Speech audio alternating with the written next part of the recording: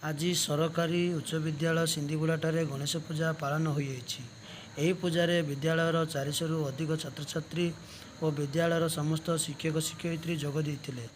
ଏହି ପୂଜା ବର୍ଷର ପ୍ରଥମ ପୂଜା ହୋଇଥିବାରୁ ଆନନ୍ଦ ଉଲ୍ଲାସର ସହ ସମସ୍ତେ ପାଳନ କରିଥିଲେ। ଏହି ବିଦ୍ୟାଳୟର ଛାତ୍ରଛାତ୍ରୀମାନେ ନୂଆ ପୋଷାକ ପିନ୍ଧି ଓ ହାତରେ ନଡ଼ିଆ କଦଳୀ ଧୂପ ଦୀପ ନେଇ ବିଦ୍ୟାଳୟକୁ ଆସିଥିଲେ, ଯାହାଦ୍ୱାରା ବିଦ୍ୟାଳୟ ପୁରା ଭକ୍ତିମୟ ହୋଇଯାଇଥିଲା। ସମସ୍ତ ଛାତ୍ରଛାତ୍ରୀଙ୍କ ମୁହଁରେ ଗଣେଶ ବାବା ମୋହରିଆ ସ୍ୱର ବାହାରିଥିଲା। ସେହିଭଳି ଗଣପତି ବାବା ମୋହରିଆ।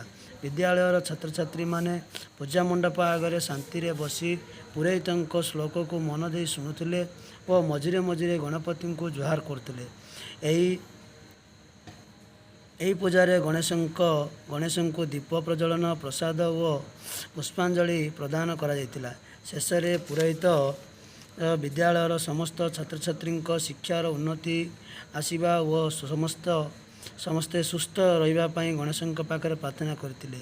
ଏହି ପୂଜାରେ ସମସ୍ତ ଛାତ୍ରଛାତ୍ରୀ ଓ ଶିକ୍ଷକ ଯୋଗ ଦେଇ ପୂଜାକୁ ଭଲ ଭାବରେ ଆୟୋଜନ କରିଥିବାରୁ ବିଦ୍ୟାଳୟର ଭାରପ୍ରାପ୍ତ ପ୍ରଧାନ ଶିକ୍ଷକ ସମସ୍ତଙ୍କୁ ଧନ୍ୟବାଦ ଦେଇଥିଲେ। ଶେଷରେ ସମସ୍ତେ ପ୍ରସାଦ ପାଇ